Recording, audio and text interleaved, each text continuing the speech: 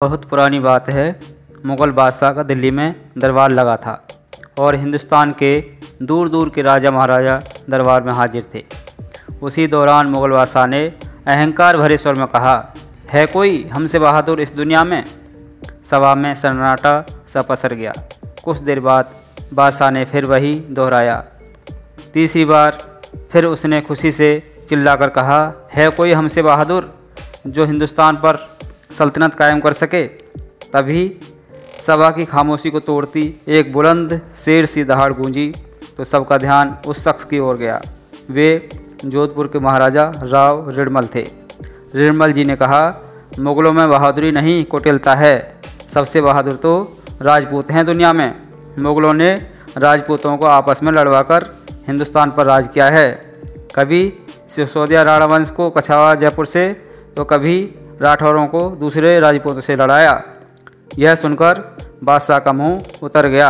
ऐसा लगा जैसे किसी ने चोरी करते रंगे हाथों पकड़ लिया हो। अधिक बातें मत करो राव, उदाहरण दो वीरता का, बादशाह ने कहा।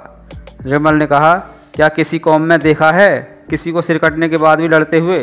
बादशाह बोला, ये तो सुनी हुई बात है, देखा तो नहीं। रिडमल बोले, इतिहास उठाकर देख लो, कितने वीरों की कहानियाँ हैं सिर कटने के बाद भी लड़ने की। बादशाह हंसा और दरबार में बैठे कवियों की ओर देखकर बोला, इतिहास लिखने वाले तो चापलूस होते हैं। मैं भी 100 मुग़लों के नाम लिखवा दूं, इसमें क्या। मुझे तो ऐसा राजपूत बताओ जो कहे कि मेरा सिर काट दो, मैं फिर भी लड़ूंगा। राव रिडमल चुप हो गए और गहरी सोच में डूब गए। रात को सोचते सोचते अचानक उनको रोहिणी ठिकाने के जागीरदार का ख्याल आया। एक दिन अचानक रात को 11 बजे रोहिणी ठिकाने में 2 घुड़सवार बुजुर्ग जागीरदार के पोल पर पहुँचे और मिलने की इजाज़त मांगी।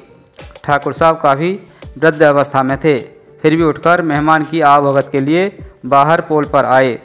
घुड़सवारों ने प्रणाम किया तो वृद्ध ठाकुर की आंखों में चमक सी उभरी और मुस्कुराते हुए बोले, जोधपुर महाराज, आपको मैंने गोद में खिलाया है और अस्त्र शस्त्र की शिक्षा दी है। इस तरह वेश बदलने पर भी मैं आपको आवाज़ से पहचान गया हूँ।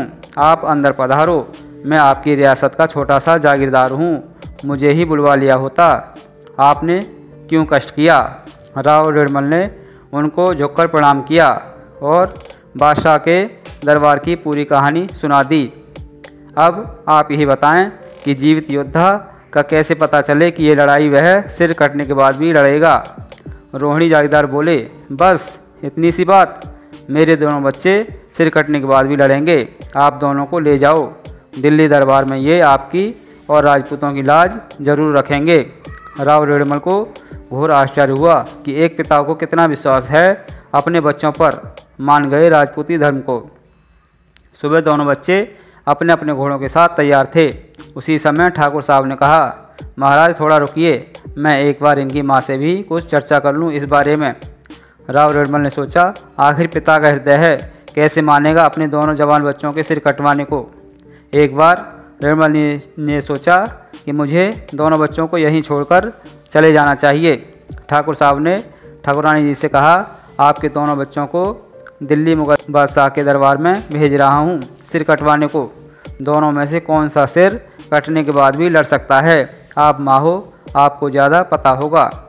ठाकुरानी जी ने कहा, बड़ा लड़का तो किले और किले के बाहर तक भी लड़ लेगा, पर छोटा केवल परकोटे में ही लड़ सकता है, क्योंकि पैदा होते ही इसको मेरा दूध नहीं मिला था। लड़ दोनों ही सकते हैं, आप निश्चिंत होकर भेज दो। सभी दिल्ली के दरबार में पहुंच गए।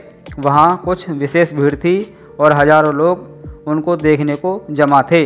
बड़े लड़के को मैदान में लाया गया और मुग़ल बादशाह ने जल्लादों को आदेश दिया कि इसकी गर्दन उड़ा दो। तभी बीकानेर महाराज बोले, ये क्या तमाशा है, राजपूती जान इतनी भी सस्ती नहीं है। लड़ाई का मौका दो और फिर देखो कौन बहादुर है। बादशाह ने खुद के सबसे मजबूत और कुशल योद्धा बुलाए और कहा, ये जो घुड़सवार मैदान में खड़ा है उसका सिर काट दो। 20 घुड़सवारों का दल रोहिणी ठाकुर के बड़े लड़के का सिर उतारने को लपका और देखते ही देखते उन 20 घुड़सवारों की लाशें मैदान में बिछ गईं। दूसरा दस्ता आगे बढ़ा और उसका भी वही हाल हुआ। मुग़लों में घबराहट और झुरझुरी फैल गई। बादशाह के 500 सबसे खास योद्धाओं की लाशें मैदान में पड़ी थी और उस वीर राजपूत योद्धा को तलवार की एक खरोंच भी नहीं आई। ये देखकर मुग़ल सेनापति ने कहा, 500 मुग़ल बीवियाँ विधवा कर दी आपकी इस परीक्षा ने। अब और मत कीजिए हुजूर, इस काफिर को गोली मरवाइए, ये तलवार से ही मरेगा। कुटिलता और मक्कारी से भरे मुग़लों ने उस वीर के सिर में गोलियां मार दी। सिर के परखच्चे उड़ चुके थे, पर धड़ बिना रुके तलवार से मुग़लों का कत्लेआम करता रहा। बादशाह ने छोटे भाई को अपने पास निहत्थे बैठा रखा था, यह सोचकर कि यदि बड़ा भाई बहादुर निकला तो इस छोटे भाई को जागीर देकर अपनी सेना में भर्ती कर लूँगा। लेकिन जब छोटे ने यह अन्याय देखा तो उसने झपटकर बादशाह की तलवार निकाल ली। उसी समय बादशाह के अंगरक्षकों ने उसकी गर्दन काट दी, लेकिन वह फिर भी तलवार चलाता गया और अंगरक्षकों समेत मुग़लों का काल बन गया।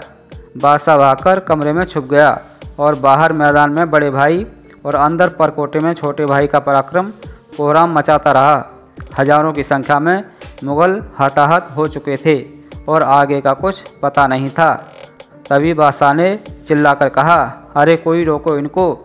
तभी एक मौलवी आगे आया और बोला, इन पर शराब छिड़क दो। राजपूत का इष्ट कमज़ोर करना हो तो शराब का उपयोग करो। दोनों भाइयों पर शराब छिड़की गई। ऐसा करते ही दोनों के शरीर ठंडे पड़ गए। मौलवी ने बादशाह को कहा, हुजूर, ये लड़ने वाला इनके शरीर नहीं बल्कि इनका इष्ट देव है और ये राजपूत शराब से दूर रहते हैं और अपने धर्म और इष्ट को मजबूत रखते हैं। यदि मुग़लों को हिंदुस्तान पर शासन करना है तो इनका इष्ट और धर्म भ्रष्ट करो और इनमें दारू शराब की लत लगाओ।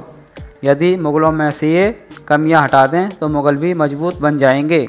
उसके बाद से ही राजपूतों में मुग़लों ने शराब का प्रचलन चलाया और धीरे धीरे राजपूत शराब में डूबते गए और अपने इष्ट देव को नाराज़ करते गए। और मुग़लों ने मुसलमानों को कसम खिलवाई कि शराब पीने के बाद नमाज नहीं पढ़ी जा सकती, इसलिए इससे दूर रहिए। दोस्तों, कहानी अच्छी लगे तो वीडियो को लाइक करें, कमेंट करें और शेयर करना ना भूलें। ऐसी ही मज़ेदार, रोमांचकारी और प्रेरणादायक वीडियो देखने के लिए यूट्यूब चैनल को सब्सक्राइब करें और फेसबुक पेज को फॉलो ज़रूर करें। धन्यवाद दोस्तों।